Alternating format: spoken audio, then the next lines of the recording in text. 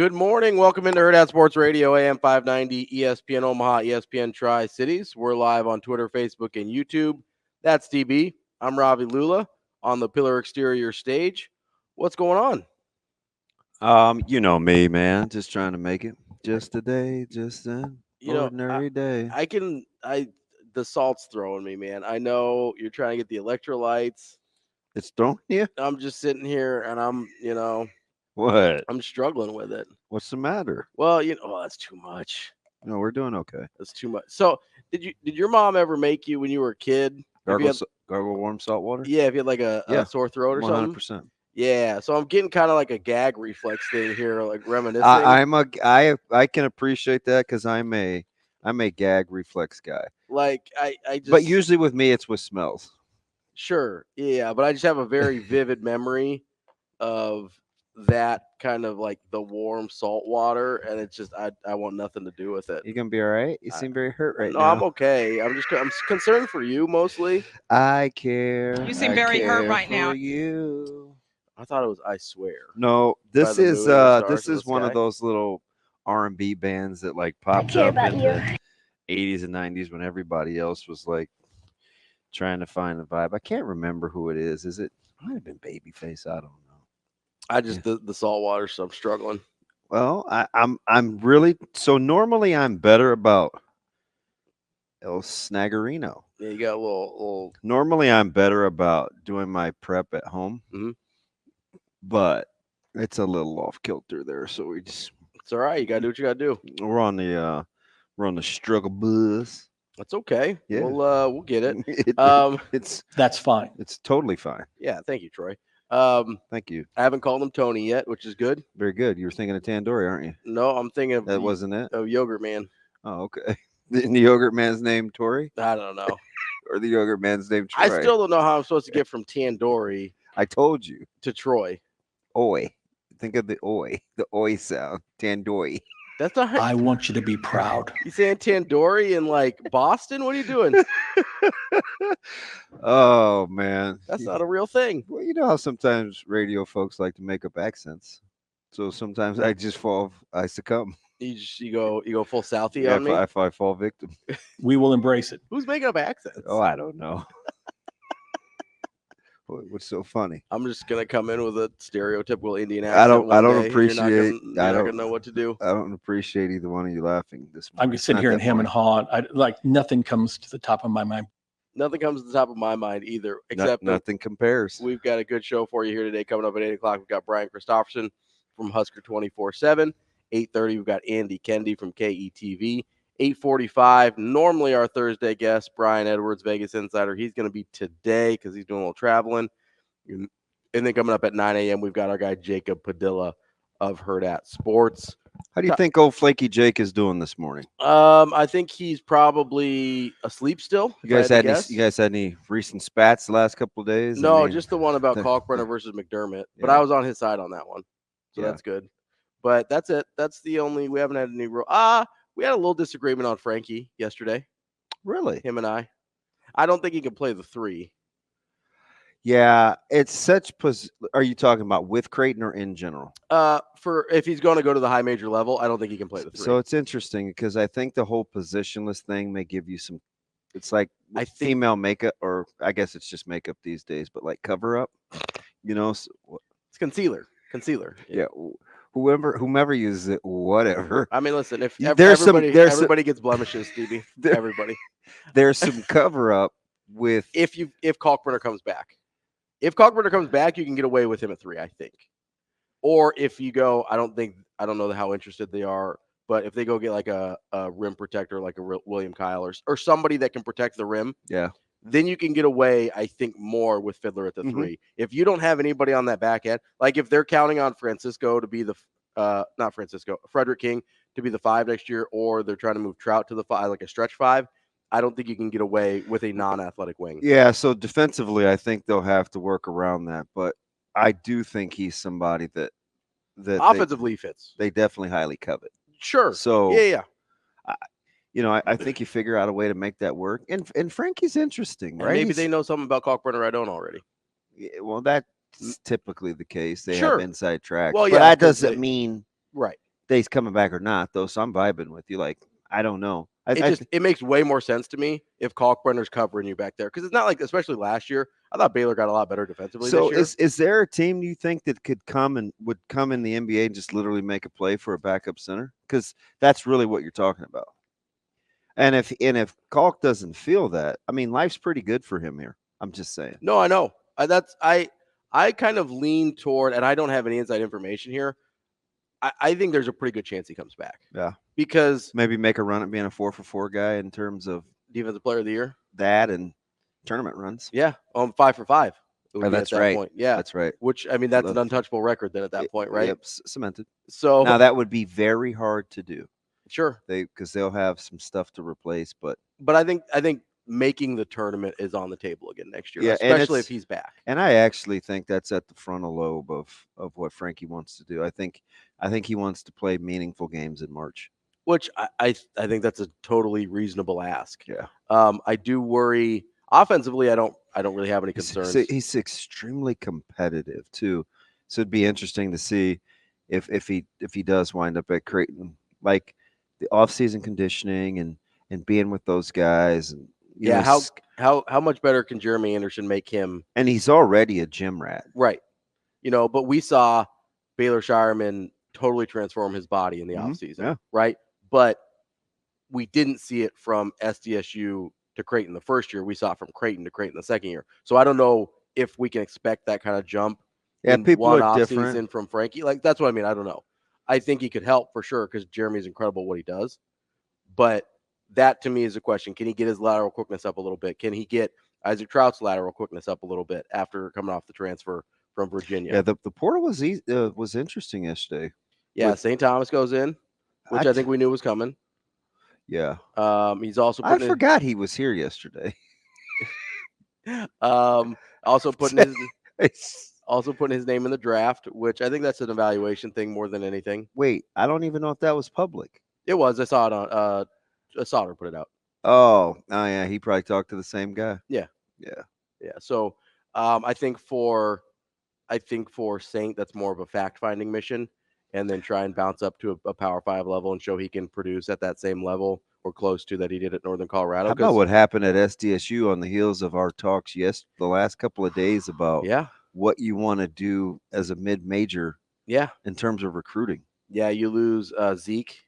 So you lose Mayo and William Kyle the third. Yeah, which are your two best players. Yeah. That's a tough. I mean, listen, it's tough out here for mid-majors, right? Yeah. But SDSU has also shown the ability to continually find and develop talent and still be good. And maybe, we talk about all these other schools that may be making a run for. I mean, maybe he goes back to Omaha. Who? Frankie. Maybe. Yeah. So you just don't know. You don't. I would be surprised. I would too, but I wouldn't totally close the door on Omaha. Yeah. Yeah, I just don't think I don't know what else he has to prove in the Summit League. Yeah, I just assuming because most of these guys, right? Maybe not so much loyalty, but you started on a mission. Yeah. Well, and that's something I heard about Frankie is it was kind of a hey, you didn't want me then, you can't have me now type situation. But I also think there's a I think that's past. I agree with you early, maybe. Okay, fair. Like when these conversations came up maybe a year ago. Mm-hmm. But I think we're past that now. Yeah. Well, I think you have to get past that if your goal is to play professional basketball. Yeah. Right. I mean, there's a lot of, pride takes you so far, but at some point you have to be pragmatic. Isn't that funny? Where it's like at some point well, I got this. I can do this. You're spiting yourself. And then, and then all of a sudden there's this point of realization. It's like, your principles become harmful to you. There's an end where it can justify me taking some different means. Also, I think there has to be a self-awareness too there, right? Yeah. That where, like, if Frankie Fiddler had gone to a high major out of high school, we're probably not talking about Frankie Fiddler right now, right? I mean, maybe there's a chance. I mean, I'm not even picking on Frankie. I thought the same thing with Doug McDermott coming out of, like, if Doug had gone to a Power 5, like he had Greg State at Iowa State and Doug went to Iowa State, does he get the chance to become who he became? Yeah, the butterfly effect thing is always weird. It's sports. Tricky, right? But I typically don't go down that road because I don't know. Like at the end of the day, like what's my point, right? Am I trying to psych myself out? Like, why do you allow yourself to go there? So here's why. Is because if your pride is telling you that you were good enough coming out of high school. Body. No, not my mind. My pride is telling you no. Is telling me no. Like, and we can't even use those guys anymore and do their songs. We can't. No, and basically that'll be everybody no from Diddy, the 90s. No Kelly. We can't do anything. Yeah, I think, has Usher been canceled yet? Are we okay there? Well, allegedly he was a victim. Well, it's okay to listen to the victims. So. I don't know, man, because there's conflicting stories. Okay, well, I don't know. Are you a Gilly guy? It depends on who you listen to. I don't know. Maybe we'll just sing gospel music from now on. Can't even do that if it's. I mean, is TG Jake singing? I don't know. I don't Creflo Dollar. Who's the guy that was going to the airport and he had the crazy eyes? Oh, yeah. And he said, "Don't you ever say that again." About his private plane and stuff. Yeah, the super pastor. What's his name? Copeland. Yeah, Kenneth Copeland. Yeah. Yeah, he's got some crazy eyes. It was weird. Yeah, it's a little strange. I need this private plane. Doing the Lord's work. Okay. It's like, man, we're just knocking out bingo card after be honest, bingo man. card. Just be like, you know what? I like money, and this is what I'm good at. Like, here we go. It's not that hard.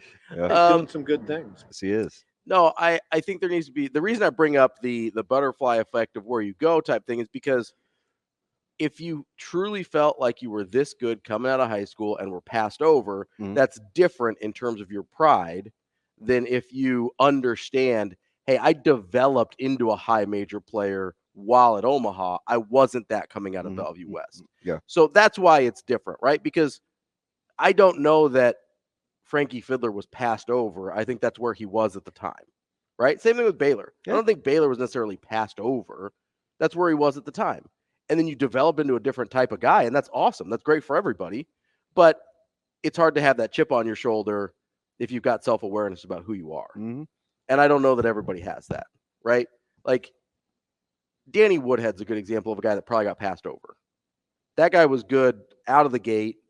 Maybe he doesn't get an opportunity at Nebraska the way we would have wanted him to, but he could have gone and played Division I football somewhere and been good, I think, right away. Mm-hmm.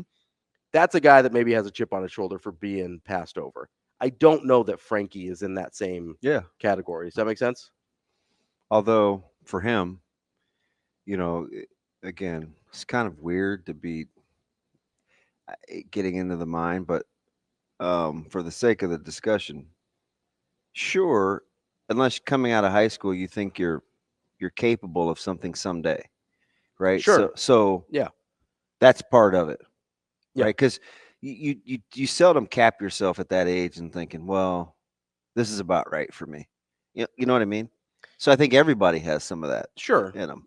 I think there's a part of it that is you'd like people to believe in you and project what you can be, right? But I think you have to be aware of kind of what you are too. It's awful, that's hard. It's hard to have the confidence, especially from where we are talking about folks coming out of high school. Like, we try to instill it, and it's difficult. And it's hard having the confidence in yourself to perform at any level, and then be, I don't know, if realistic, pragmatic, humble enough to understand, hey, this is where I'm at right now. Like, that's a really challenging balance to strike. And I mean, most adults can't do it, so I don't necessarily expect a 17-year-old to do it. But I say all that to say I'm glad that Frankie has moved past the if not then, why now? Yeah. Part of his. I just don't think that's really in his repertoire. Which is good. Now, maybe that would be closer to somebody like Chucky, but that situation was totally different. Totally different. Yeah. How it was kind of handled during the coaching change, and he's not even in the portal yet. But I mean, speaking of Nebraska, we did see that. I mean, they've obviously reached out to William Kyle III. There's a couple of openings now with Eli Rice. So you've got Rice, you've got Lloyd, and now Keita, Blaze entering the portal. William Kyle seems like a really good fit at Nebraska. Yes, he does. He seems like a perfect. I was talking to Sauter. Seems like a really kind of a perfect replacement for Josiah Alec, but a little bit better at some of the things like the rim running, the rim protection, the rebounding. Offensively, for sure. Yeah, and he's not going to be a real he's not going to stretch the floor like Josiah tried to sometimes. I wasn't super comfortable when Josiah tried to do that, but he's that classic rim running, rim protecting big, which I think is ideal for Nebraska, especially, we saw it against Texas A&M, right, where they sometimes struggle to stay in front of people. As you try and upgrade your perimeter athleticism, having a rim protector covers a lot of sins. Yeah, I cheer for him a ton. We'll talk to Jacob at 9. William Kyle is a guy that, as long as Jacob and I have been doing preps, so I don't know, a handful of years now, since probably William's sophomore year, he's just kind of become a favorite. Yeah. Plus, I've seen him since he was young. Yeah. So I've seen the evolution, and it's funny. Like I just want to. I go back and I watch how dads in particular sometimes handle their sons, and go back to his dad and say, you know what? I appreciate how you did it, because he didn't always play on the top teams or the best guys teams as a young kid. Yeah. Was because he's playing with a lot of the Bellevue teams, and his dad coached him really hard. And I always like to watch those dynamics because I like to see what happens down the road. React. And it worked. Like he wanted the best for him, and I think it's just interesting. There's a couple of dads. Coincidentally, they both happen to be Bellevue guys. But I watched Jane Jackson's dad. I watch William Kyle III's dad. I watch a lot of how dads are with how they operate their sons. Yeah. Some of it was, you take mental notes, like, could I use that? Does that work for me? Or vice versa. But it's just really, really interesting. And especially as of late, where you have a lot of young people whose dads played. It does seem a lot more common now, right? Especially at a high level. Yeah. Right. So a lot of legacy guys. So that's just, Dave and Christian Jones with Lisa, and there's just lots of case studies. I told you all the notes I took with Noonan and Cluster and some of these guys, just constantly picking their brains. And I know sometimes people roll their eyes a little bit, but when it's a positive fashion. I used to talk to Urban Nolan about it sometimes with his kids, especially during his oldest recruiting process before he was going to go to Air Force. And it's just, the dynamics can be complicated, but when they hit, because then you get to see these cool relationships form between kids, and especially going forward, that whole family unit is a big deal, because we're at a pretty critical stage, right? In the country. So it's I like to see those things work. But I would tell William's dad, man, job well done. Because I always say this, man, deep down, kids want discipline. I think they want to be pushed. They want to be led. Yeah, I don't know that most kids would put it in those terms, but I think structure for sure. Neither would adults, but they want it. Yeah, because as a society and people in general, we like to know what's expected of us, what is acceptable, what's we do better with boundaries, of knowing our surroundings, of knowing where we're supposed to go, what we're supposed to do, right? Yeah. Now, some people push against that, but most people are more productive when they have that in place, right? That being said, moving on to Troy Dannon yesterday at the press conference, I think there is a really good chance, based on what he was saying, that he provides almost a collaborative structure with Coach Rule. I know technically he's his boss. It doesn't necessarily it didn't come across that way. Yeah, it doesn't really feel like it's a typical boss employee situation. It feels more like a collaboration. And I think if you're an AD at Nebraska and you've got a coach like Coach Rule, you need to understand your place in that. Yeah, it's very, very it's a tricky situation. It is kind of difficult. right? Because again, you don't want absolute power to corrupt absolutely. So you're trusting that whatever the mindset and the visions and the things that are casted that people want done, like the power source or the catalyst is from a pure and good place, right? Right. Yeah. And so there's always that Mhm. dynamic because I think checks and balances are good. Yeah. I mean, we're talking about the difference between like a monarchy and a democracy, right? Monarchies work great when you've got a good king. Mhm. Like the problem is you cannot guarantee you will have a good king, Yep. right? The reason you have a democracy is like, yeah, you may not always have good leaders, but there are things to limit the damage they can do. And there were some Ideally. there were some similarities, Mhm. I think, in if you're going to compare and contrast current and former bosses, the whole bit like doing things on the outside to allow coaches to do things on the inside. Yeah, he used the snowplow. I Trev used the moat, but yeah, it's the same idea. Same idea. Different imagery, but they're so- talking about the same things. So I totally get that. I think some of the stark differences we're embracing, 1890 in the NIL.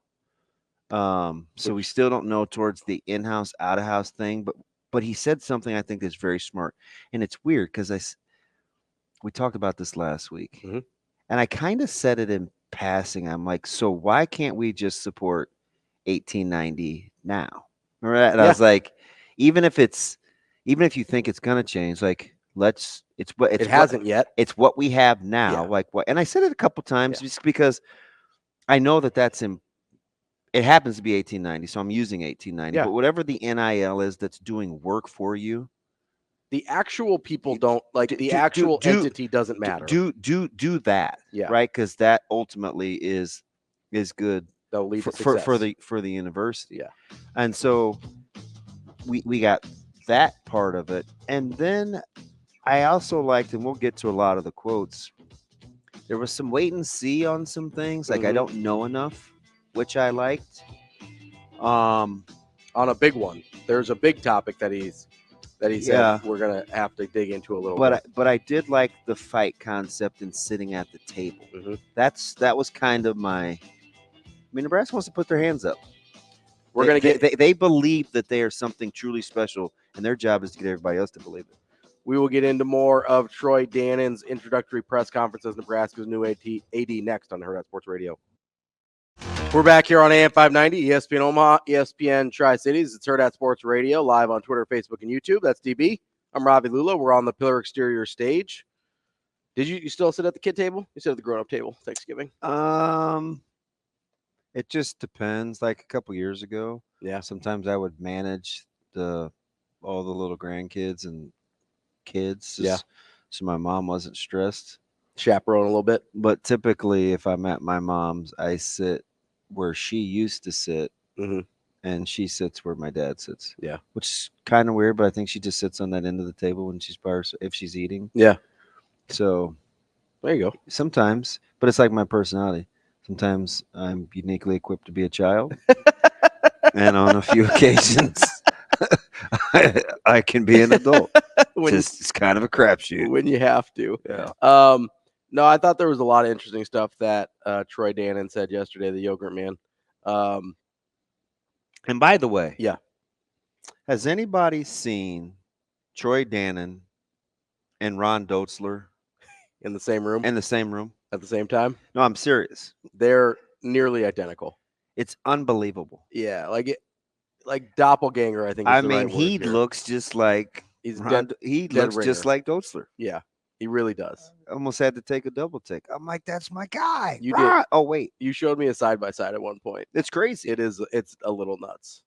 So maybe it's his alter ego. Maybe we've got a Clark Kent Superman situation going on here. I don't know.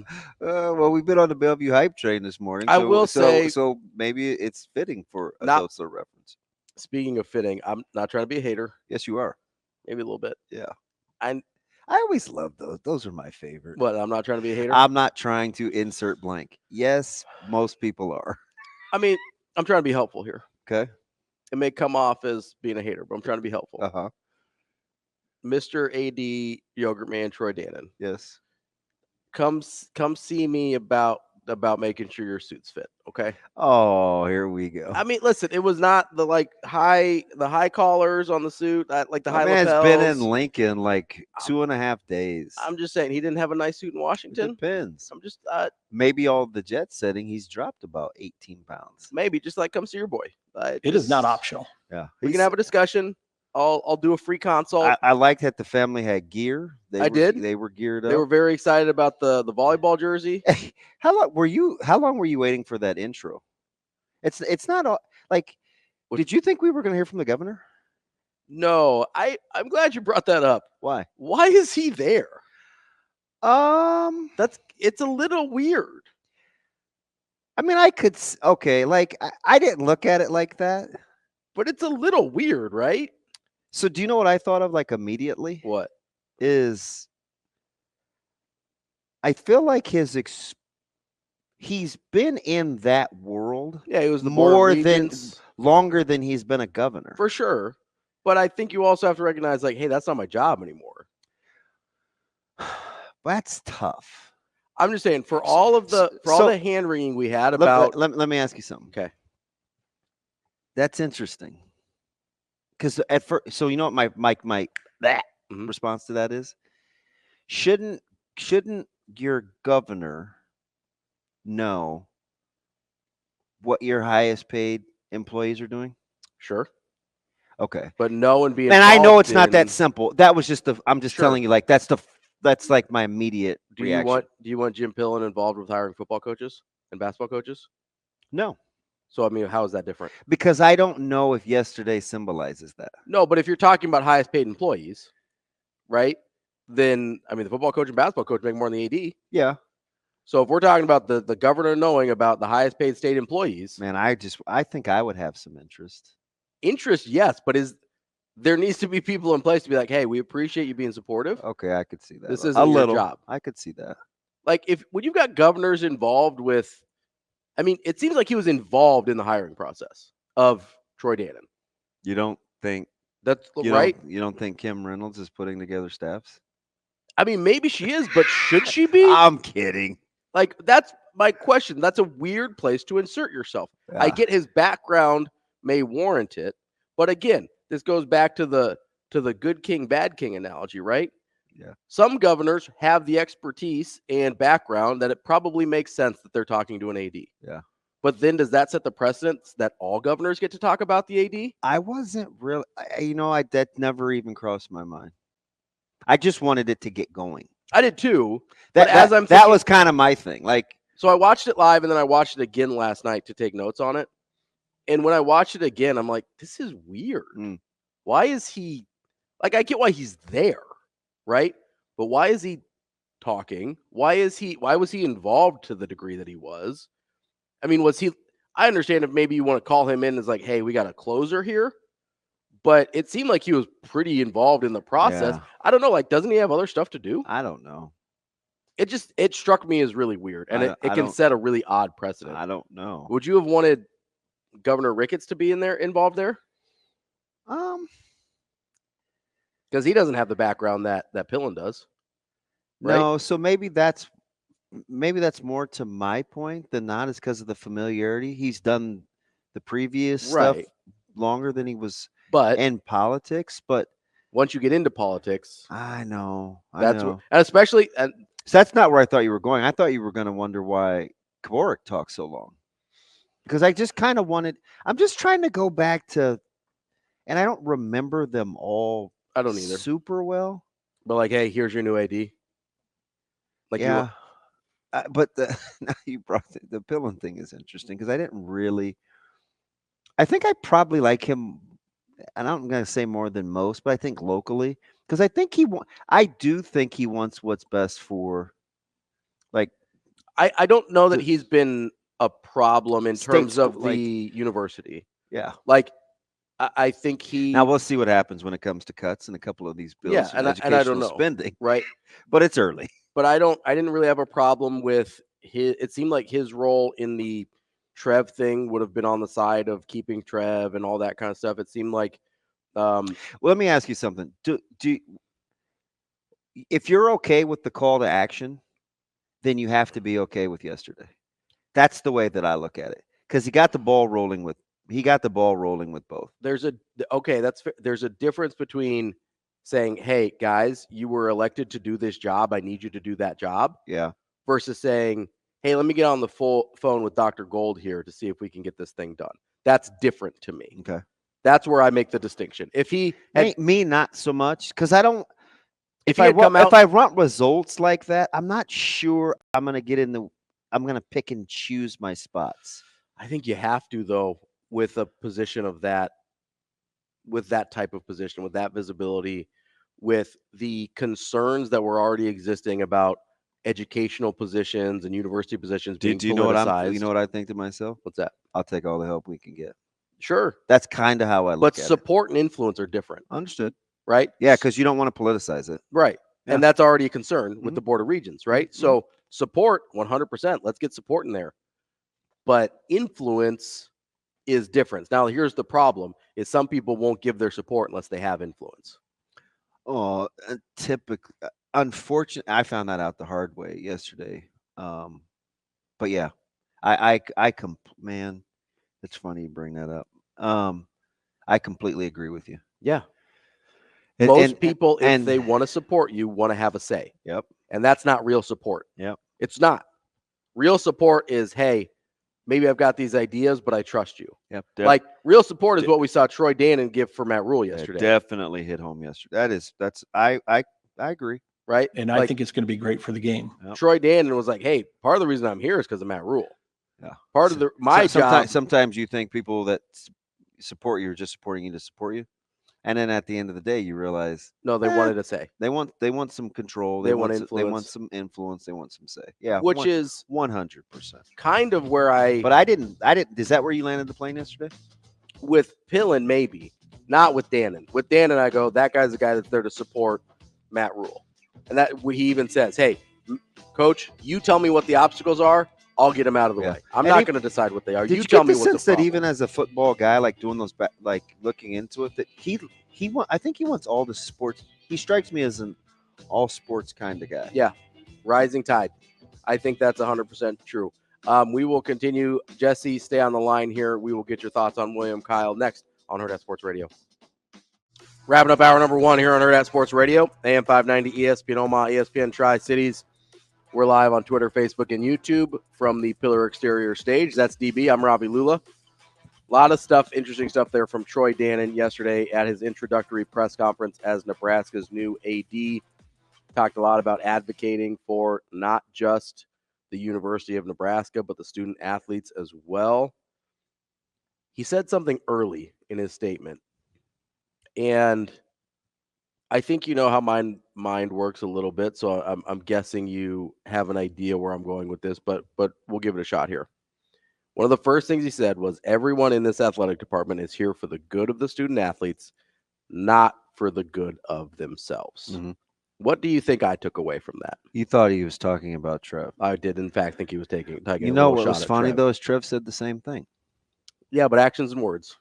You don't think, okay, so you don't think for however long until he left, mm-hmm.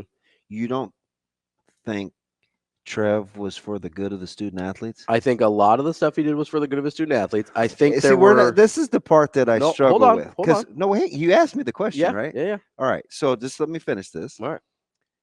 And then we go back and we take current evidence mm-hmm. to go back and look at past actions. He's only gonna get a few vantage points of the situation. Mm-hmm. So real time, he's getting secondhand information mm-hmm. or third-hand information. Sure. So I don't really allow myself to go there. So let me frame that same situation differently. Okay. I look at it as, now we know more about Trev than we did before. Okay. Does that reshape any of the things that he did in my mind? Maybe it does, maybe it doesn't, but I think it's fair to look back and say, hey, we got new information. Because here's an example, right? We heard a lot about the stadium project yesterday. Well, he was asked a lot about the stadium project. We didn't actually hear that much. We definitely know that there were two sticking points. Yes, stadium project for sure. Stadium project and the alignment of the infrastructure. Mm-hmm. I don't think Trevor apparently, like you could just like he apparently didn't want to play the political game. Yes, and there are, and I don't know how valid this is.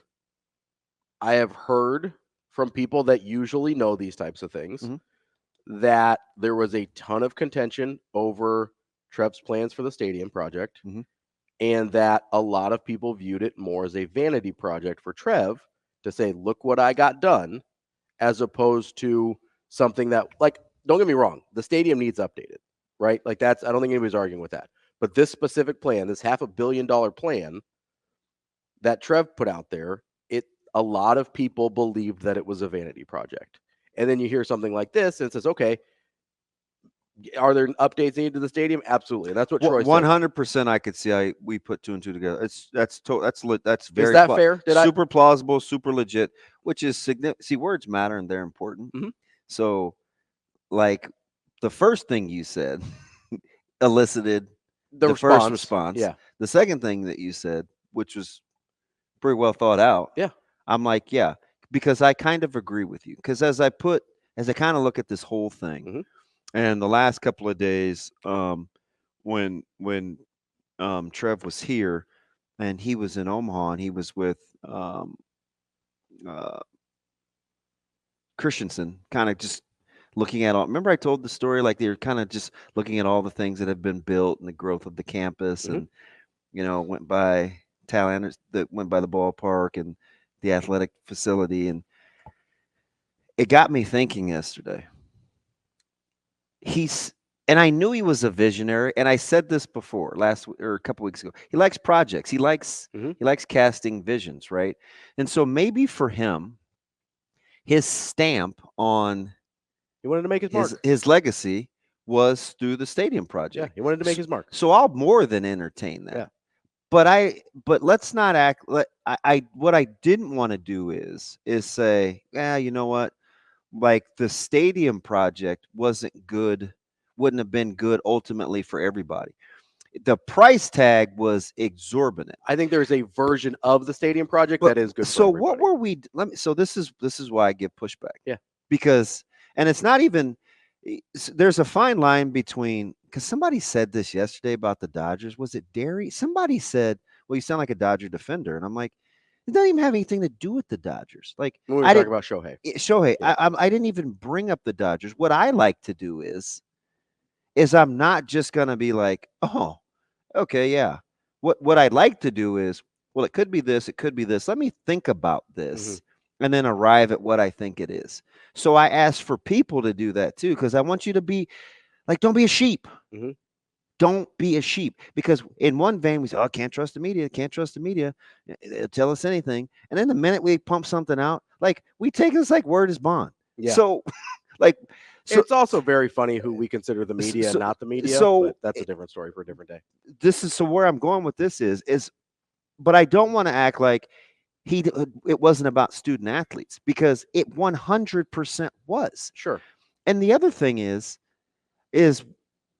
what were we thinking? Was he just pulling the wool over our eyes? Who, Trev? And we allowed it when he was sending out like focus groups and gathering information on what we wanted to see happen with the stadium project? Because this is what drives me crazy. After yesterday, we're like, oh man, Trev is selfish. Okay, let's say you're right. Ravi, you're 100% right. The innuendos, it was a one-man gang. Were we just going along with what we wanted to see happen differently in the stadium? Now we joke about Wi-Fi. We used to bitch about Wi-Fi. Yeah. Now we're like, maybe we don't want to be displaced. We don't want smaller seats. But we used to say 4 years ago, it was, well, people aren't coming to the games because this, and this. Sure. No, we sucked, so people weren't coming to the games. But let's not pretend that we weren't in on stadium renovations. We didn't know that it came with that kind of price tag. So then we got the pushback. And once he felt like he was pot committed, Maybe he wanted to go through with the idea. Maybe it was personal and he wanted to leave his legacy on the university. But man, I hate when we act like we don't have any culpability, and then we come back and we like sling these arrows of righteousness like we weren't on board. And if in fact we were on board and we got the wool pulled over our eyes, then we, in the same vein that we're poking holes at the guy that left, we should say, you know what? We got to be more educated. We got to be wiser in what we do and what we gravitate towards, because you can't have the goose and kick the gander, right? It's like, it's a two-way street. Sure. If the feedback from the focus, all the mailers, hey, I got one. Did you get one? I got one. What'd you fill out? What did you fill out for the we did this. Yeah. Right?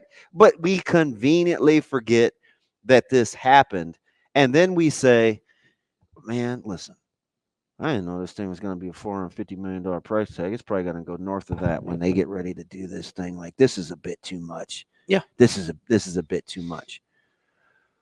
Who was asking those questions when we had all of our wants? Yeah. I just think that's a fair question to ask. So I don't think I do like the fact, I do love the point that you said we know more information, because I know significantly more information even last night than I did whatever today is, and I Monday. Think, yeah, and not just about Trev, but about the whole situation. But everybody has their personality traits, right? Sure. And when we're scheduling, I'll just give you one. Moose, right? Competitive. Mm-hmm. Take on anybody, play anybody, anytime, anywhere. We were supportive of that. Mm-hmm. Were we not? Yeah. Bring them on. Then we looked at our schedule, and we weren't winning any games. And we're like, hey, why don't we go get free wins? So then we cried about the scheduling. Yeah. Like, those are the kinds of things that drive me crazy. So I think a couple of the things can be true at the same time. Of course, when you want to. I think that the stadium obviously needs some work put into it, right? Everybody agrees with that. I think the price tag was a big hang-up. Mm-hmm.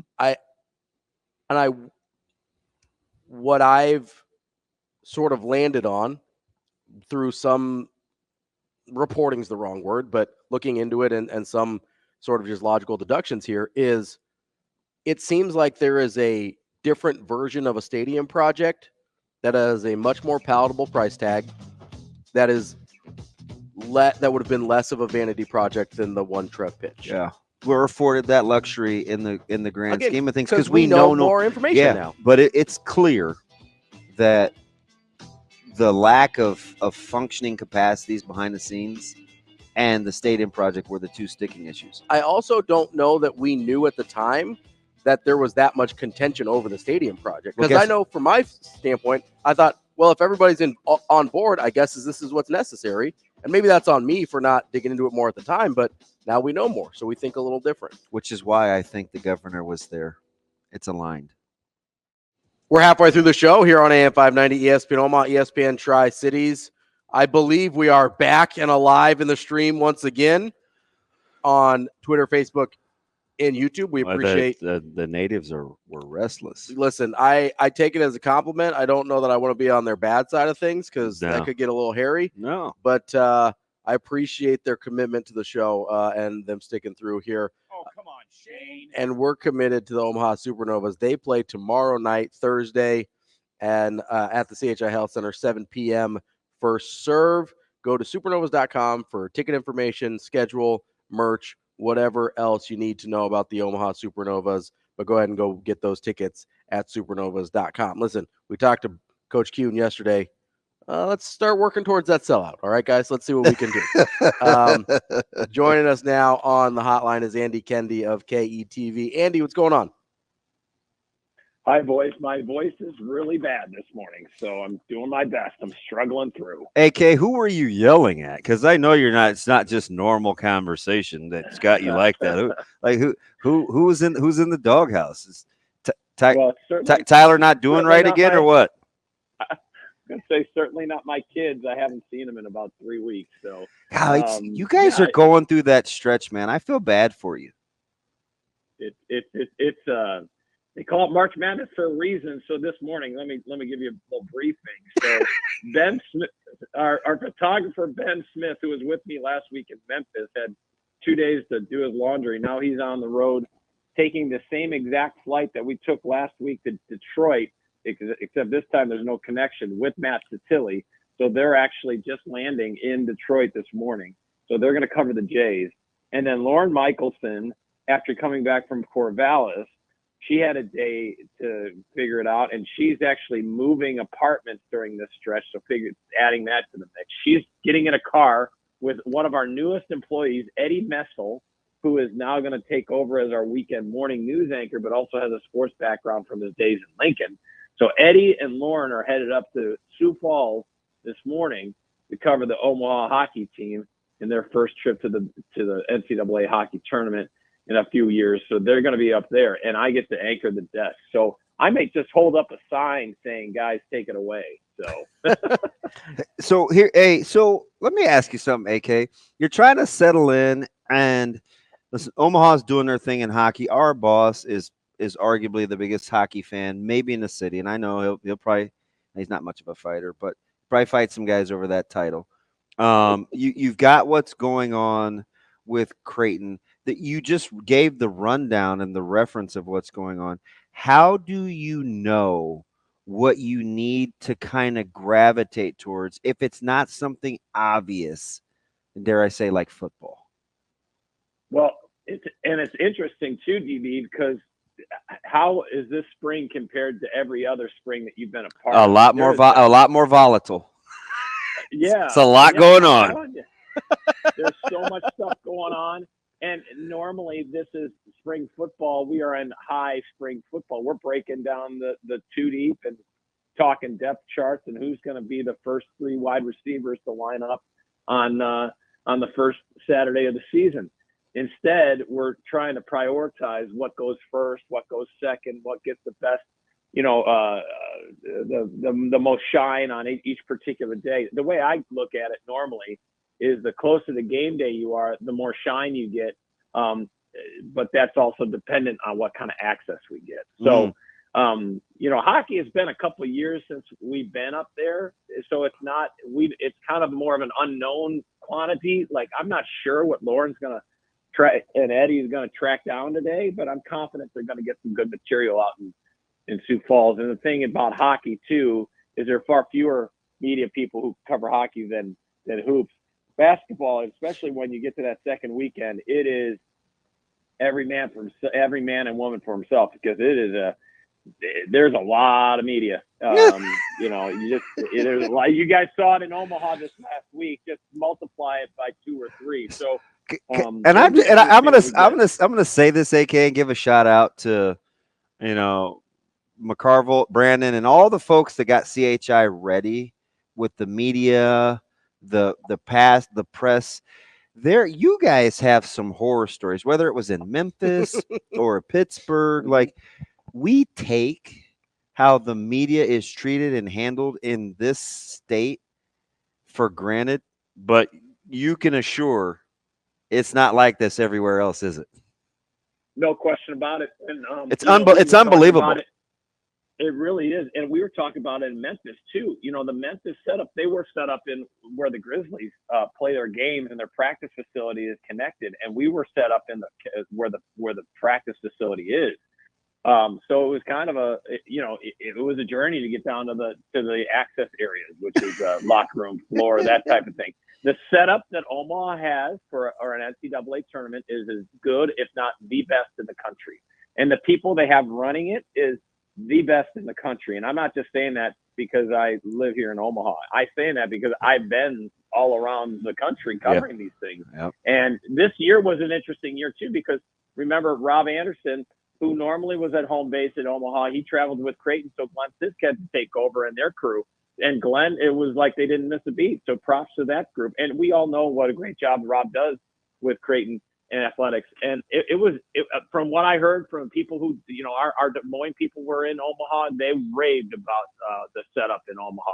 And Memphis wasn't terrible. It just wasn't Omaha. And I think Omaha is the gold standard. We talked about Troy Dannon yesterday and talking about the standard set or what have you. well, the standard set in media in terms of setup for NCAA tournaments at Omaha, Nebraska, in terms of the logistics. We're talking with Andy Kendeigh from KETV. So with everything going on, have you not been going through the little Husker half-a-second video clips they're putting out and being like, hey, that kind of looks like a dime from Dylan Raiola, but I can't really tell? You're not Zapruder filming the little Twitter clips? Because I maybe have been just like a little bit. I've seen day one. I saw day one the other day. I haven't seen since, but it is interesting to see. We'll get our glimpse tomorrow, of course. Not, tomorrow's our first crack at it. We'll have a video opportunity in the morning, and so we'll get our first chance to see Dylan Raiola and company, and it will be interesting to see how the layout, to see these guys in actual uniforms and helmets and doing football activities. It's been so much talk about this group of people. It'll be interesting finally to have some video on them.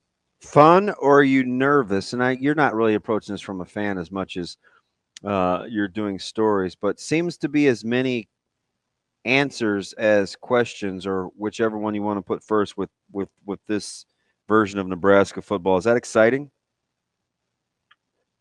I think so, because it goes back to who's leading the charge, right? And I think there's enough confidence in Matt Rule that I think there is reason to drink the Kool-Aid, and the pieces that they have is exciting, especially, I look at the wide receivers because that's probably one of the more obvious ones. I want to see what Jamal Banks is all about.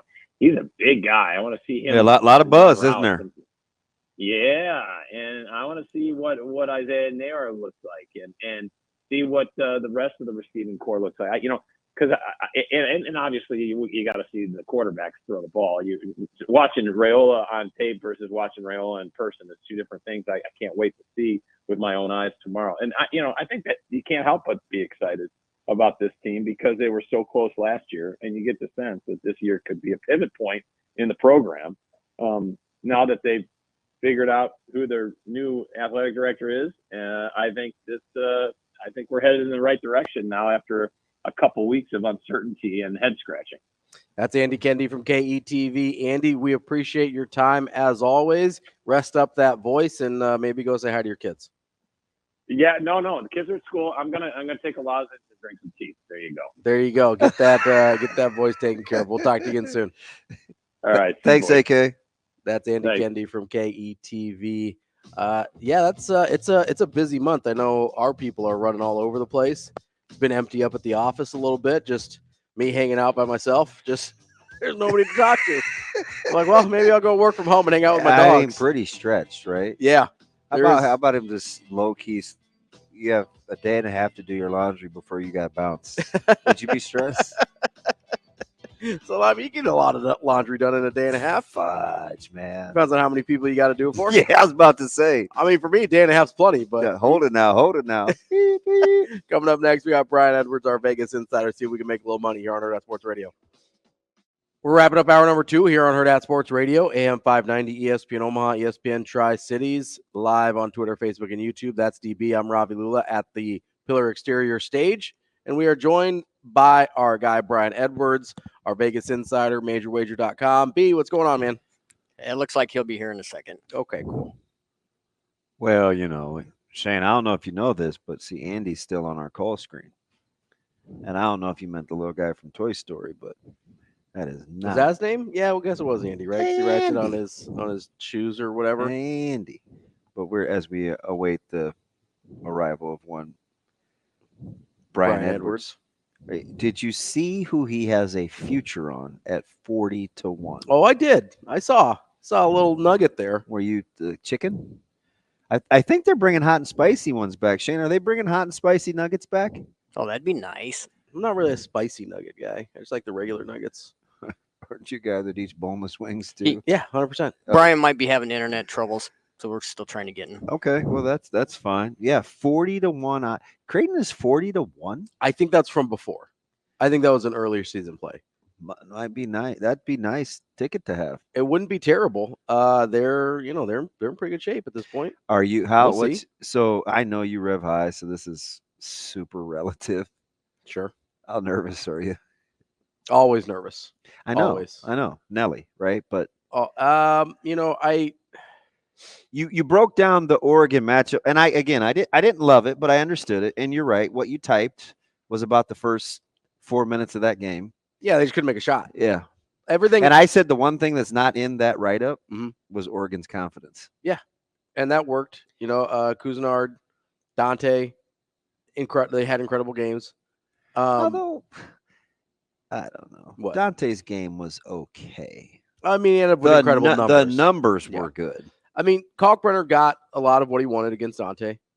And I think that's going to be the case against most teams and most people. But I liked the matchup on paper against Oregon. Do you like it against Tennessee? I don't know. The defense worries me. So trying to keep Ziegler out of the paint, trying to keep on that two-man game. Shane? Yeah, we got B here. All right. We'll finish that thought because I got some thoughts on Ziegler. We will get to more Creighton here in a little bit. We've got Brian Edwards, our Vegas insider. B, what's going on? What's up, fellas? Sorry, I was looking right at you, and then my internet just clicked off right as y'all were coming back from the break. My apologies. That's all right, B. We were talking about one of the future plays, or I think the only future play you sent us with Creighton. That's why you're not on them at all this weekend. When did you get that 40-1 future ticket on Creighton? So I got it the day after you guys lost at home to Butler. I believe it was 99-98. And I tweeted it was readily available at 55 and 60-1, which had been, I'm pretty sure, the best price available all year. Mm-hmm. Like, I think I want to say you're like 35-40-1 going into the year, if I'm not mistaken. And I saw y'all had lost to Butler at home, and I was like, oh, let me check this. And it was readily available at better numbers, but, I don't always get the best numbers, because the legal book here has a monopoly on the market, and hopefully that will be changing by football next year. So, but I still got 40-1. I also have a Clemson 70-1, but I feel pretty stupid about that one. I got that one the day after they won at Alabama, but right now you can get Clemson at 85 or 90-1, and I got my silly little 70-1 ticket. But those are the only two. Or I'm sorry, and I also have a 10-1 on UConn. And I also bet UConn at 5-1 before the tournament started. So those are the only futures I have alive right now. So, B, blowouts were aplenty this past weekend. You see another double-digit deal that's kind of caught your eye. They've been a wagon so far, man. What do you think about UConn? Yeah, so, well, I would love UConn regardless, but the fact that they're playing in Boston, the fact that San Diego State played the latest game there was on Sunday night in Spokane, and then had to, do media, get back to San Diego, who knows what time in the morning, West Coast time, and they've got to play the earliest game across the country, and it's essentially a true road game for UConn in Boston, and that's the earliest game, and I guess they probably had to leave, late last night, I guess, late Tuesday night, or not late Tuesday night in the West. I imagine they got into Boston sometime late last night. Mm-hmm. And, that's a quick turnaround. But look, UConn's just killing everybody. I mean, UConn was awful from 3-point land last week and still led by 30. Okay, yeah, they were 3 of 22 from 3, 13.6% against Northwestern last week. We're still up by 30 in the second half and win by 17. So I'm going with UConn minus 11. I still think that's a bargain. I got it at minus 10. I'm also, for a smaller amount, going UConn minus 6 in the first half. And I also like their team total over 73.5. They've scored at least 74 in 28 of 36 games. So I'm just really kind of going all in on UConn here. My bigger bet being minus 11. But also significant bets on UConn minus 6 in the first half, team total over 73.5. B, you mentioned you've got a future on Clemson. They're a 7.5 point dog. Do you like them in this game too? I sure do. So Clemson has been an underdog 9 times this year, and they are 8-1 against the spread in those games, and they've got 6 outright wins And of those outright wins, they won outright at Alabama, at Pitt. They beat TCU in Toronto. They won at UNC. They got hosed by a horrible call at Duke and ended up losing by 1.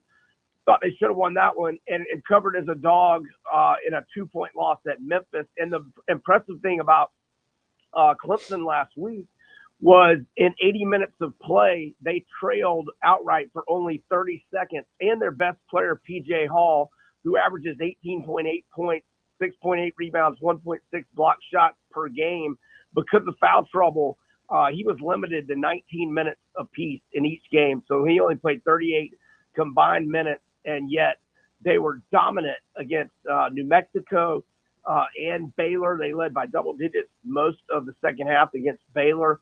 So I'm going to go Clemson plus 7.5 at Arizona. Yeah, it's so interesting. LA. So interesting on Clemson. They were 6-6 on the road, 500 in quad ones. They've got a quad 3 loss. They were 6th seed, and here they are in the Sweet 16. Brownell is probably as underappreciated and misunderstood coach as there is in the country, because I'm not even sure Clemson fans know what to think about him. And hey, he has been very close to a pink slip multiple times. a half dozen times. And hey, credit to Clemson's administration for sticking with him. And I won't be shocked if they win this game. B, another one that we like here is, or that we're looking at here, is Illinois and Iowa State. Illinois a short dog in that one. Who are you taking? I'm going with Illinois. It's probably one of my smaller opinions, of all these games. But I just, Underwood finally got over the hump, getting out of the first weekend. That's the first time that he's done that. And so, I think when Illinois is playing really well, when they have their A game, I think they're about as good as anybody. Maybe UConn being the exception. I don't know if anybody's got anything for UConn, but not a whole lot of cute stats or analysis here, guys. I just prefer Illinois, but again, not one of my larger opinions of the weekend. Right now, the money line is within about $15. Always an advantage in a situation like that. B, to take if you're getting the points. A lot of 1.5s now, but they're only minus 102 on the money line is Illinois. Yeah, if it was like if there were a 2.5 point dog and you were getting like plus 125 or something, but I just would hate to get beat by 1 if I'm only trying to get a plus 110 payout. So and I actually got it at 2.5 early in the week, but I would just take the 1.5, or maybe you can get a plus 2. I think there's 1 or 2 plus 2s offshore right now, but I think they went outright, but I just don't know that it's worth collecting just a plus 110 payout. So I'll take the point. No, at the risk of them backfiring on me, this team is better than I think most people give them credit for. Although I agree, they were the weakest one. Carolina is very capable of winning a national championship, and they get another small number, 3.5, 4, 4. Yeah, no, I agree with all of that, Damon. In fact, I think if there's any team that can beat UConn, I would probably say North Carolina may have the best chance out of all the teams that are left. They've won 10 of their last 11 games. 9 of those 10 wins are been by at least 5 points, which I obviously point out with the line being 3.5 or 4. Alabama was struggling bad coming in the tournament, but they caught a really good draw, and their shots went down against Charleston, and Grand Canyon just couldn't make a shot against one of the worst defenses in the country. And so credit to them. They kind of got a fresh start, fresh life. It's going to be a helter-skelter pace, which I think makes R.J. Davis is going to have a monster game. I like Carolina -4, and maybe a little bit of the first half, Carolina -2 as well. Real quick, Beast, what do you think about Gonzaga? Yeah, I like them as well. I'm going to go, look, they've lost to Purdue pretty handily back-to-back seasons, but I trust Mark Few. I like the Zags plus 5.5. Ryan Edwards, Vegas Insider, MajorWager.com. B, we appreciate your time as always. Thanks, fellas. You have a great weekend. We'll talk to you next week. we've got Jacob Padilla from Hurrdat Sports coming up next. Kicking off hour number 3 here on Hurrdat Sports Radio, AM 590, ESPN Omaha, ESPN Tri-Cities. We're live on KFOR in Lincoln as well. It's DBM Ravi Lulla here on the Pillar Exterior stage. Do we have Jacob, Shane? There he is. Yep, he's here. Jacob Padilla from Hurrdat Sports. What's going on, JP? Good morning, guys. JP, how we doing, bud? Doing all right. It's another week. Well, your son's holding, I won't say firmly, but holding on to that. I think they're, are they 8 right now? Yeah, and it certainly looks like your Lakers are coming for him with the 2 schedules the way that I don't know, JP. You know how I feel. Like, it's hard for me to trust Los Angeles. I have no idea how they did what they did against Milwaukee, except Milwaukee can't guard a soul, and Doc Rivers continues to get jobs. But, I mean, they did that without LeBron and all his crying to the officials last night. I'm like, what is going on? This has to be fixed. Yeah, you talk about trust. Yeah, I don't want to hear it. That's yeah. So have you? Okay, you're so measured with your emotions. Are you starting to settle in that this KD era may go by and you don't have anything to show for it? I mean, that's the entirety of my existence as a Suns fan. So it wouldn't be anything new. It's also the entirety of KD's career outside of Steph Curry. So, here we go. I forgot. I'm just saying, I'm sitting next to the resident KD hater. I'm just saying, hasn't won. Arguably the greatest scorer in NBA history. Who hasn't won a GD thing without Steph Curry? That's all I'm saying. Wow. He's played with a lot of good players. So I don't know. See, you can't do that because you hate Russell Westbrook. You can't hold it playing a bunch of his career with Russell Westbrook against him. No, I'm not holding that against him. I'm holding the rest of it all against him. He was hurt the rest of the time. Okay, so we're giving him credit for that. I'll give Bo Jackson credit for that. I'm not giving KD credit for that. No, not giving credit. It's just like, all right, understandable. It didn't work out. It's not like he personally was the reason that they failed. I mean, he played a lot with the Nets and nobody else decided to, so I don't really know what's going on there. I mean, JP, have you realized that Dallas is 43-29? I watched them play the other day. I actually kind of liked it. But that can't work in the playoffs. But like visually, it was better than it has been. JP, thoughts? Like they moved the ball a little better than they did in years past. Yeah, so they're starting to put it together. They're the moves they've made have really kind of allowed them to become more of a complete team. Like what they're getting in the 5 spot between Gafford and Lively to go with Luka and Kyrie playing together more. That team's going to be hard to guard. You got some shooters to put out there a little bit.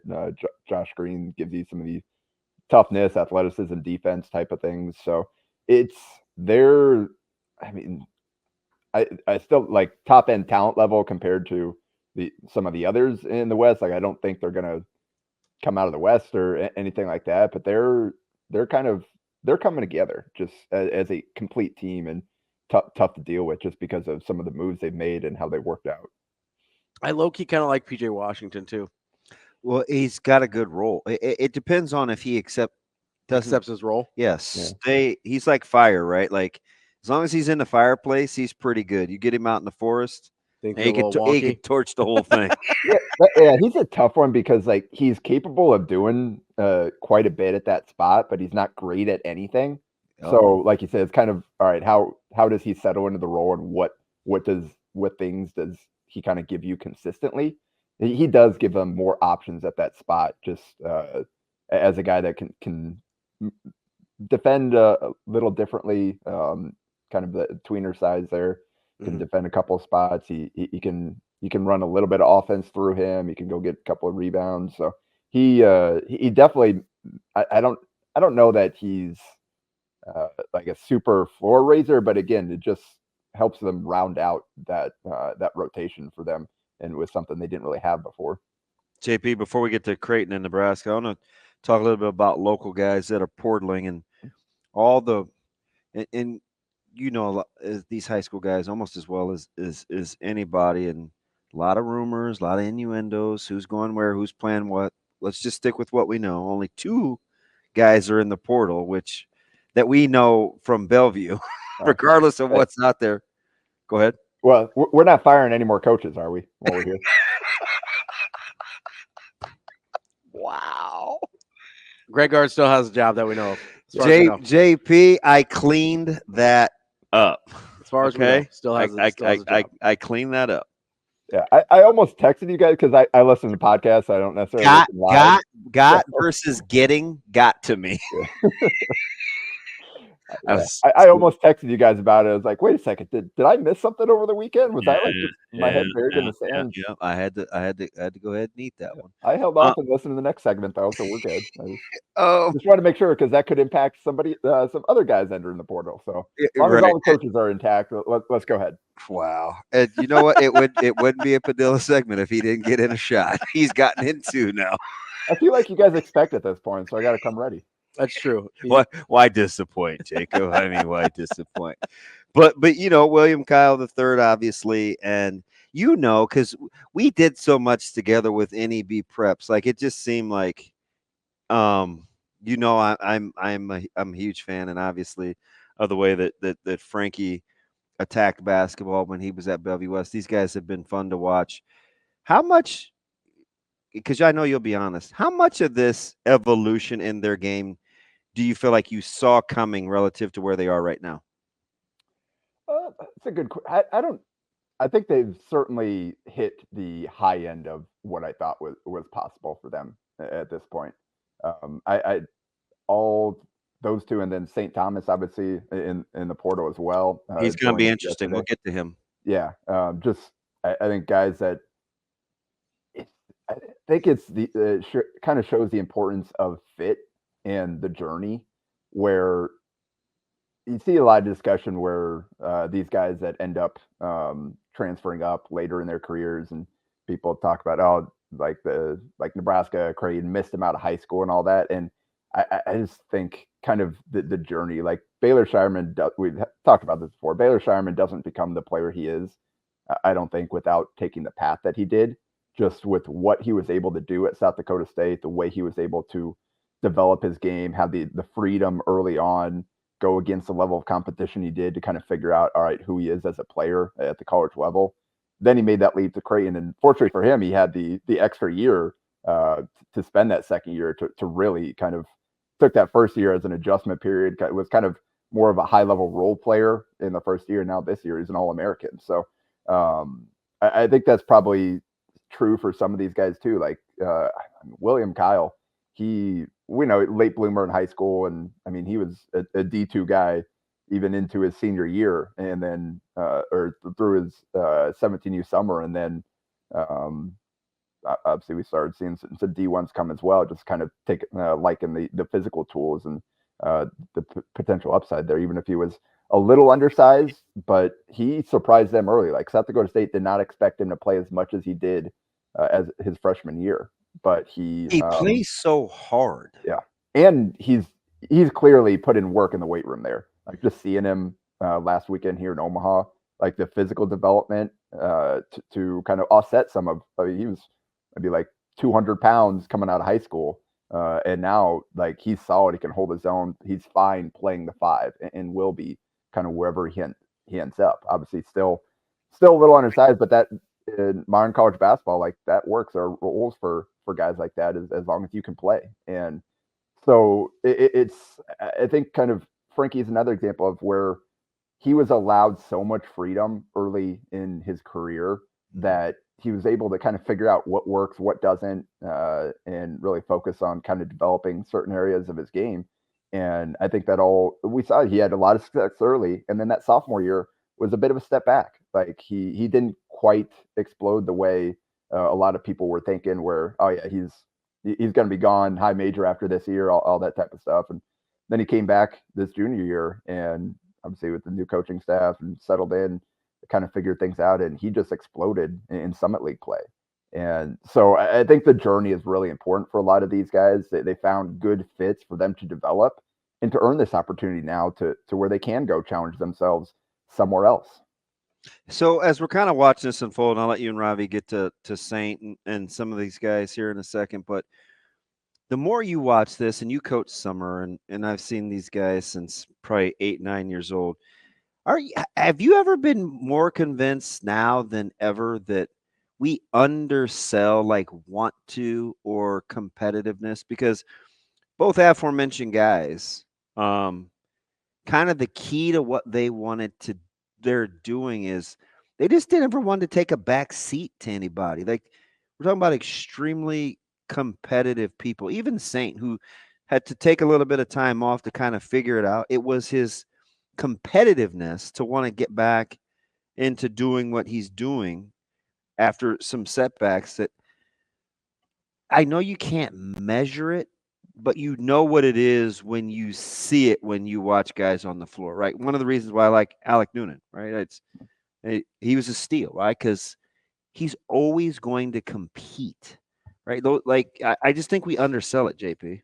Well, and that's part of this evaluation process. Like you said, there's not a box to check in terms of, all right, good 3-point shooter, gets to the line, super competitive. Like, you can't necessarily see that without just being around and seeing them with their teammates, with their teams, the way they compete in the summer, the way they compete in the high school season, all that type of stuff. It's all part of the evaluation. It's one of those things that is, with the portal, that's a tough thing to get as good of a feel for, as opposed to when you're kind of watching the kid over a couple of years and coming up through the ranks, because you are around him a little bit more. Like, portal's you got to go quick. And I think it's portal recruiting is hard. And I think this is important.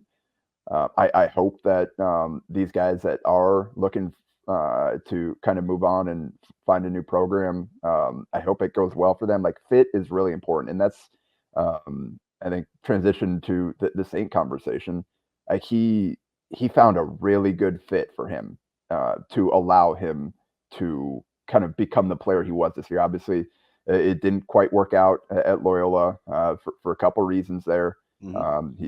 Like you said, he took a step back, kind of reevaluated, came home for a bit, and then went back, got at it, and found a program where he fit with the coaching staff, he fit with the playing style, and was able to kind of blossom and explode as a player as a result. So we saw, I hate to say it, just kind of the way it went, but John Tonje, the season that he had, like, he had a great career at Colorado State and decided, you know what, I want to use this extra year to go challenge myself at a high major level.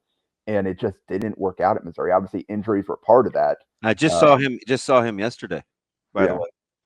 So it just, obviously, it's great that these kids have earned their opportunities. I just hope that all of them make decisions that put them in good positions to continue, especially because they are moving on from a place where it did click for them.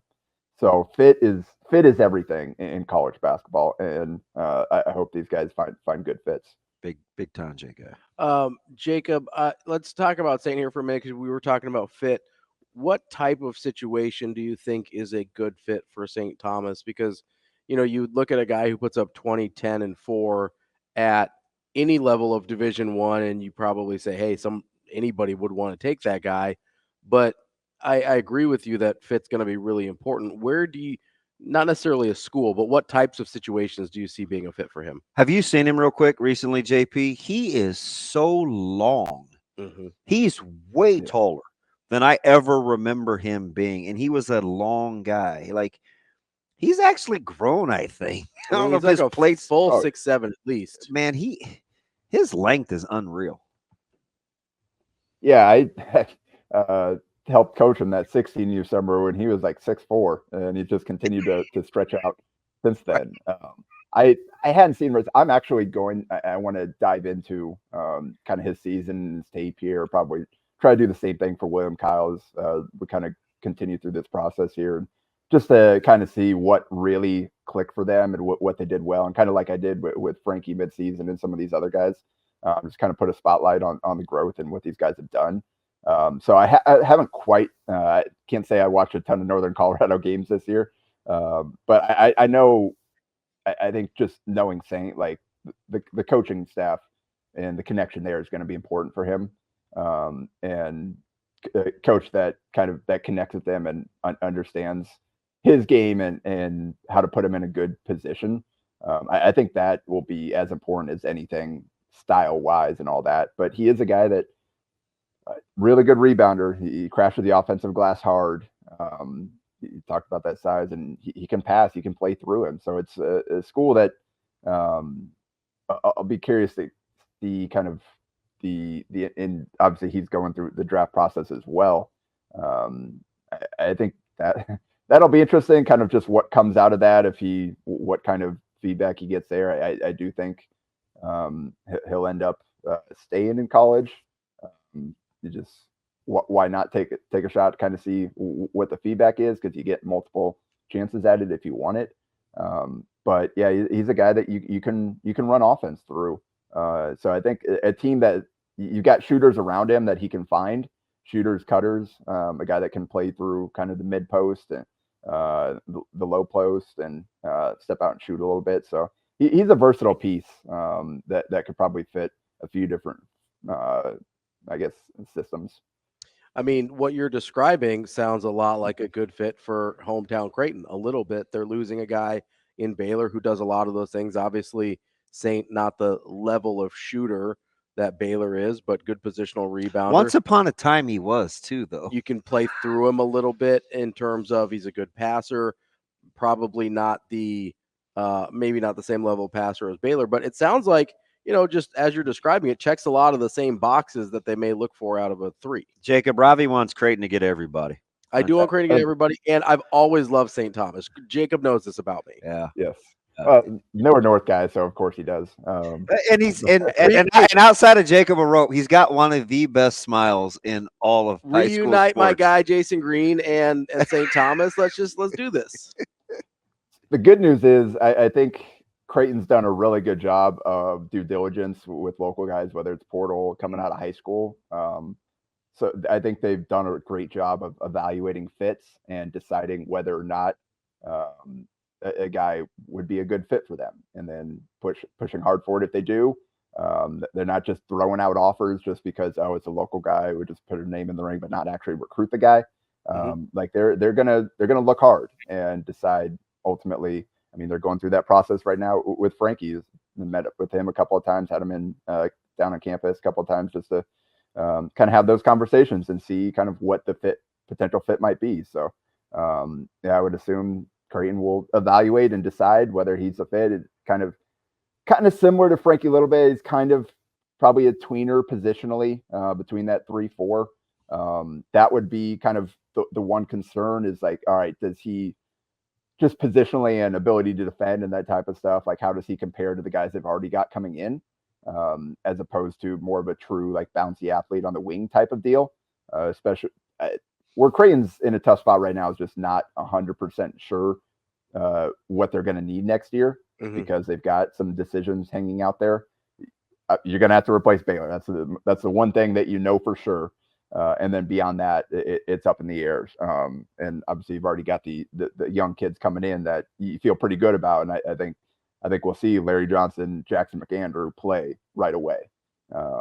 So kind of have to factor those guys into what the potential rotation might look like. But yeah, I think Saint's a guy that Creighton will take a look at and see, all right, can he fit in this? Frankie, does he fit in this? I don't think they're going to keep themselves to just the local guys, but obviously that's a tie-in, and any advantage that you have in recruiting is big. So it's certainly worth evaluating. Speaking of fit, William Kyle III would be an amazing fit at Nebraska. Like I could see that tomorrow, right? Yeah. I sell the little kind of head deal, but the rim runner, the shot blocker, he brings definitely that's something they were really lacking at that spot. And I think you got to decide kind of Matar Jope and like how long-term that development is. Like that's Williams more ready to play right now than what we saw of Matar last year. Matar's got a little bit more size there, but they desperately need to get some athleticism, some more defensive ability at that spot. And the rim runner would be nice. Like if they probably need a point guard to kind of run a little bit more pick and roll and do some of that. So Bryce Williams isn't overtaxed at that spot, but certainly a rim running, rim protecting. And the thing about William, And this is the thing that I was always the most impressed by, and the thing that stood out to me is just his ability to move his feet at that spot and live up on switches, hedge ball screens, trap ball screens. I know I didn't study closely exactly what South Dakota State looked like early in the season versus later, but I know, I mean, he had a stint where they moved to the bench. They were trying to figure out what worked, played off the bench for 10 games, and then got back in the starting lineup. And part of that was they kind of switched the way they were defending. They switched their scheme, and coaches said it fit him better, and he was kind of really able to take off from that standpoint. So he provides a completely different aspect to anything that Nebraska's had. And if there's anything we learned from that Texas A&M game, they need to upgrade the athleticism and just kind of the defensive versatility ability, because they were not able to hold up with what they had been trying to do against a team like A&M. Just a couple minutes here, JP. You talked about defensive adjustments and athleticism. You're going to see a lot of two-man games with Tennessee, and the stats are what they are, right? Rim percentage, defensive rim percentage, three-point percentage allowed. It's truly something's got to give here. How does Creighton, in your opinion, defend Ziegler in the two-man game and keep him from getting to his spots on the floor to run that offense? Yeah, it'll be an interesting matchup because, like, you look at Tennessee as a whole, and they're not elite at any one thing on offense. They're good to above average at a handful of things, and it ultimately equals out as a top 30 offense on KenPom. But kind of the one thing that really stands out is their assist rate. Almost 61% of their field goals are assisted this season, which is 13th in the country. And Creighton's defense is just kind of as a side effect of the way they play. Teams often have low assist rates against them with that drop coverage and the way they're kind of forcing guys into creating on their own and taking those tough shots. So be really curious to see how Creighton does handle a lot of those Tennessee actions. They run a lot of pin downs and stuff to play through, connect, to get him good looks coming off screens, that type of stuff. So how kind of the battle of those two play out will be interesting, just in terms of kind of how they what Creighton tries to take away and what Tennessee tries to do. That'll be a fun battle for sure. And then on the other end, obviously they're one of the best in the country, although they don't take away threes. Teams shoot really 42% 3-point rate almost against them, well above average. They just don't shoot them well. So that's always hard to read. Like, is that shooting variance, or are they really good at contesting even if they're giving them up? But the 3-point looks will probably be there for Creighton if they execute. It's just a matter of can they knock them down. Jacob Padilla, Hurrdat Sports. JP, we appreciate your time as always. Yeah, always good to talk to you guys. Thanks, JP. We're back here at Hurrdat Sports Radio, AM 590 ESPN Omaha, ESPN Tri-Cities, KFOR in Lincoln, live on Twitter, Facebook, and YouTube. That's DB. I'm Ravi, Lulla. We are here on the Pillar Exterior stage, and I need to remind you, just got one more day. You've got till March 28th to get entries in for your prop card challenge, that $100,000 prop card challenge through Warhorse Casino. A $50 sportsbook wager or 50 points earned on slots or racing gets you an entry into that $100,000 prop card challenge for the semifinal and final of the tournament games. Get 18 or more correct of your 25 prop questions, and you are eligible for cash and prizes. Any questions, go to warhorsecasino.com. And remember, Warhorse Sportsbook, no bets, no glory. DB. He said, remember. I won't forget, Ravi. I'm trying not, you got to remember our friends. We love our friends. Hello, friends. Hello. We love our friends at Warhorse. Trying to win us a little bit of money, just like our guy B. Edwards was trying to win us a little money. And before I totally change gears here, has there been anything today that you wanted to get to that we didn't get to yet, or that you wanted to expand on more? No. Okay. Those are usually questions I would say for off air. Well, listen, we're doing a live program here. No. I mean, the transfer portal is interesting, though, because we talk about all this movement. And I got the question yesterday where I think somebody asked, it was either a DM or might have been in our stream, Mhm. where if it would be a good idea for Coach Hoiberg and Nebraska staff to say what they need and set the parameters in the transfer portal in terms of money, like Coach Rule did to set the level. This is what it costs for quarterback for quarterbacks. Yeah. Could you see? Is that in? Do you think? Could you see that in Coach Hoiberg's temperament? Maybe. Is there enough of an established going rate? So that was my question. Was I don't know if the numbers. I feel like the numbers are more fluid in basketball. Okay. And whereas football, it's like, hey, if you're playing big boy football, you need a Power 5 starting quarterback tomorrow. This is what it's going to cost you.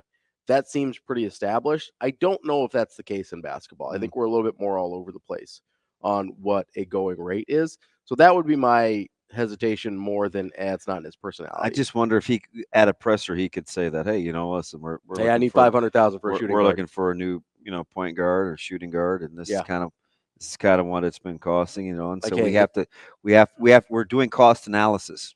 Yeah, like can you imagine those kinds of discussions just being had outwardly?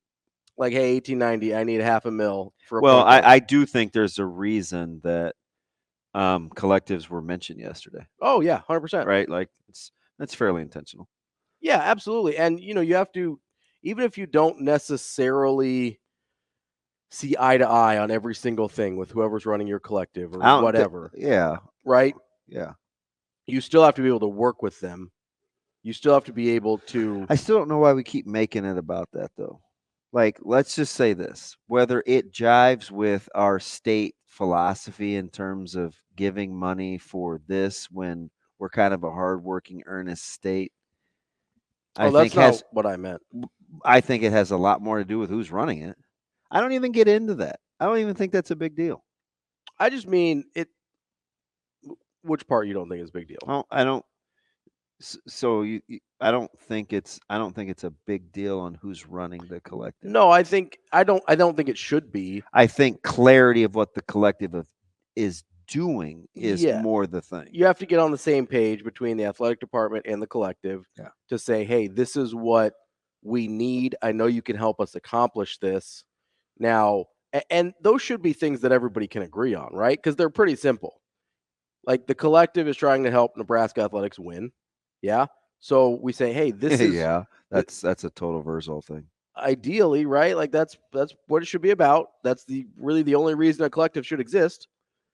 Right? I mean, there's no. I was waiting for you to answer your own question again. That's you guys. There's no purpose to it's it, always right? funny. Like he'd say something like, "Hey, Davey, you're on your way to go get gas, yeah?" Like, I think it's a Midwest thing. Is it? Yeah. Are you from the Midwest? I was born and raised here. Okay. Air down. But the hurt knuckle. So the it shouldn't be that hard to get everybody on the same page. Yeah. Now the mechanics of how that actually works, then you can work out some details, right? But the same page would be, hey, we need to use this to get better players to help us win.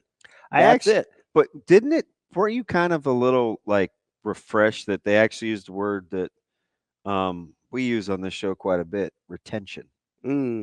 Recruiting and retention. That's more what it's about for Nebraska. Retaining coaches or retaining players or both? Because he brought coaches up specifically. Well, I know. But like with the portal, we look at it as who can we get. And I think Nebraska. Who can we keep? I think Nebraska is going to look at this going forward as more as who can we keep.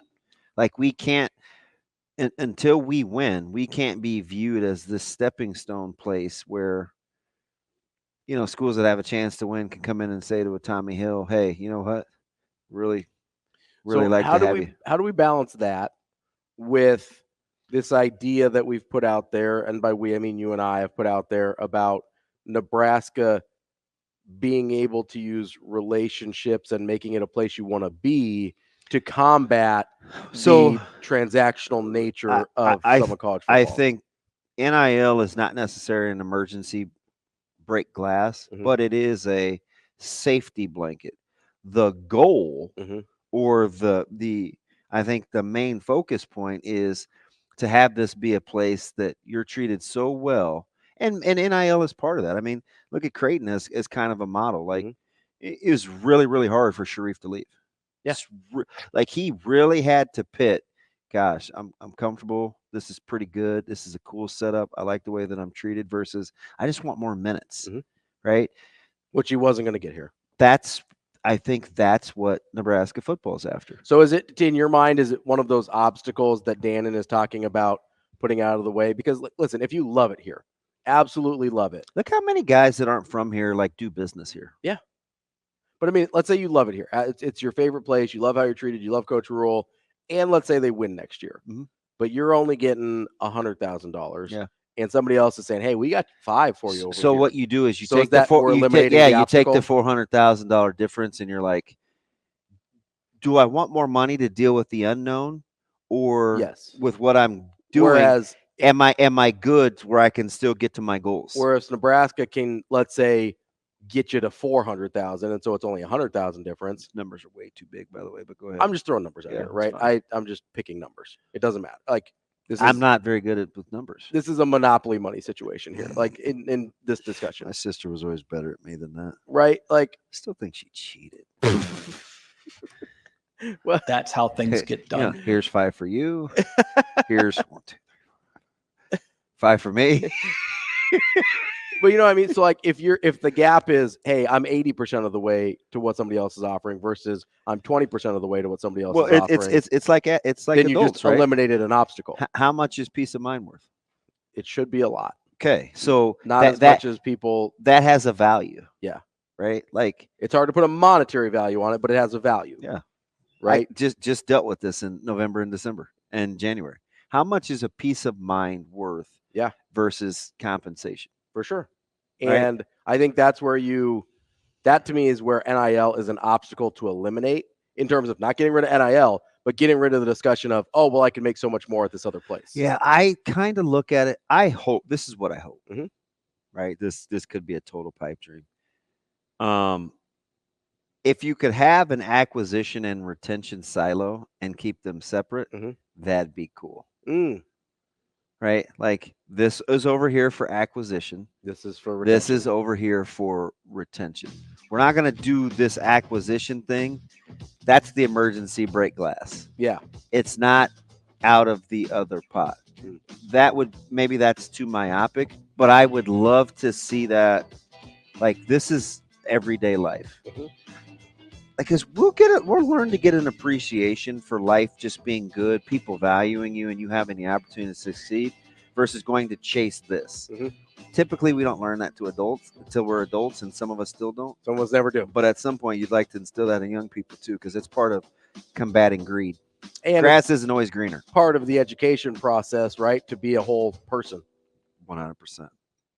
Ravi. Wrapping up the show here on Hurrdat Sports Radio, AM 590, ESPN Omaha, ESPN Tri-Cities, KFOR in Lincoln. That's DB. I'm Ravi Lulla on the Pillar Exterior stage.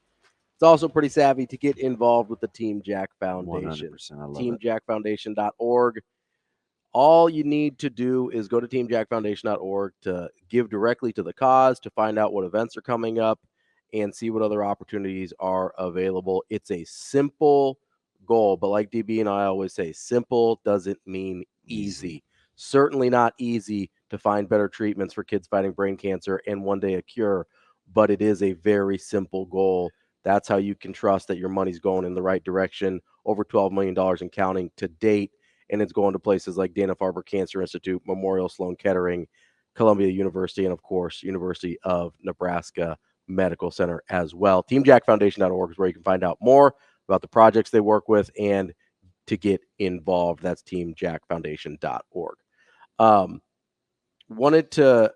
It's official. What's before you get going? What's up? Just last night late, I think the report broke. Cal will be back at Kentucky. Cal?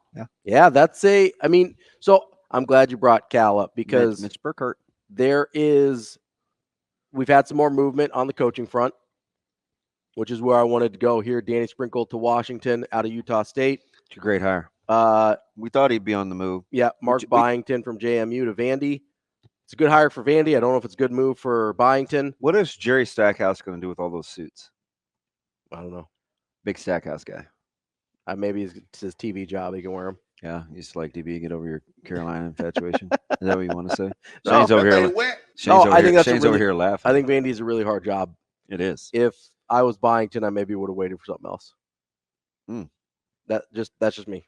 I understand. JMU, I think that's a place you can keep winning at for a little while. Appear to have generated a ton of revenues in the coffers to operate as a Division I athletic department now. They are probably going to be the model for which people look at when they're transitioning into Division I athletics. Remember a long time ago, it used to be schools like Denver. You're like, ooh, how does Denver do it? Yeah. Now it's JMU. It is Grand Canyon. It's like, ooh, how does Grand Canyon do it? It just keeps evolving because they're doing it they did it in football. Yes, which is hard to do. That's way harder to do than it is to do in basketball. But it got me kind of traveling down this road, right? Because Dusty May go to Michigan. Coach DeVries go to West Virginia. We've had a lot of movement. Coach Cal staying put at Kentucky at least for another year. And so I kind of got down this rabbit hole because we were having a discussion mostly off air about how I wasn't sure if Dusty May was a good hire at Michigan because it seemed like they were giving a lot of credit to that Final Four run at FAU. Not to say that he's a bad coach, but I think that elevated him to a place to get jobs that maybe he wouldn't have been in that conversation with before. So I went back and looked all the way back to the expansion of the NCAA tournament in 1985. There have been 27 different head coaches to win a national title since then. Out of those 27. 27 out of the 39 years? Yes. If I can count correctly, which is, it's possible I'm off by one or two. Well, 85 and 15 get you to the double zeros. Yes. And then you're in 2024. And you've only had a handful of guys win more than one. So that sounds about right. Okay. So 27 different head coaches. Seems low. Well, you've got Krzyzewski's got multiple, Calhoun's got multiple, Self has multiple. Roy Williams has multiple. 4, 6, 8, 12. That's a Self has multiple. Like you've got a lot of guys with multiples in there. But out of those 27 guys, I looked at where they were and how much success they had before the job where they won a national title. Only 6 of the 27 made a Elite 8 appearance at a previous stop before the job where they won a national title. Only 3 of those did so at a non-power conference school. So 3 of the 27, 1 out of every 9. Okay. Made even an Elite 8. Do you know who they were? Yes, I've got it right here. It was Billy Donovan, one of them? Billy Donovan, it was not one of them. Okay. Here's the guys. Jerry Tarkanian. And he made 2 Elite 8s before the tournament expanded, but I counted him. Okay, so he came Long from Beach State. Okay, yep. Rick Pitino had the Final Four at Providence, yep. But he went to New York Knicks between Providence and Kentucky. Fair. Still counts, yeah, but it's a little different. Pitino was going to be one of the guesses. I would not have got Tark. Lute Olson made a Final Four at Iowa. Would not have got Lute Olson. And that was again. Can you believe they got rid of that guy? At Arizona? Or at Iowa. At Iowa, yeah.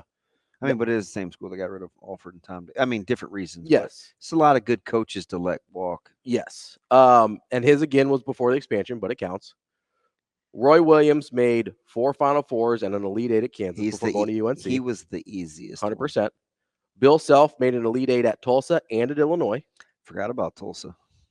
And then Calipari made an Elite 8 and a Final Four at UMass. Made 2 Elite 8s and a Final Four at Memphis before winning a national championship at Kentucky. That's the whole list. Only 3 of those guys one got to an Elite 8 at a non-Power 5 school before winning a national championship. How many guys do we look at that get big jobs because they make a run at a non-Power 5 school or non-Power 6, whatever, I consider Big East in there, so Power 6. How many of these guys do we see getting those jobs? And there is really very little track record of it panning out. Yes. That's interesting. Only 3 guys did it at a non-power school, and only 2 of them since the expansion of the tournament. 2 out of 27. So in the modern tournament, the two were Calipari and Self. Self at Tulsa, Calipari at UMass. 2 guys that we consider. Well, one for sure. One we used to up until probably 16. All-timers? Yeah. 100%.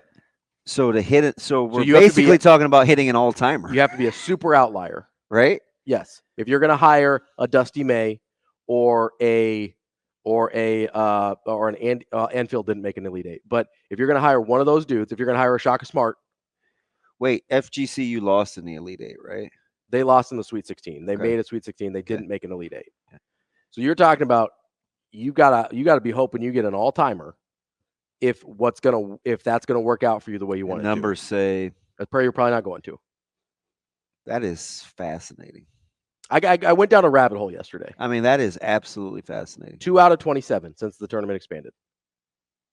2. And it's Self and Cal. And Kansas didn't hire Self because of Tulsa. They hired him because of Illinois. Yeah. So that's even a little bit of an outlier. I know. You allowed, but and I allowed, you kept it consistent though, because like if they had a stop in the middle, I still counted it. You still counted it. But even the two guys, Bill Self and Calipari, both had other stops before the place. New Jersey. Yeah.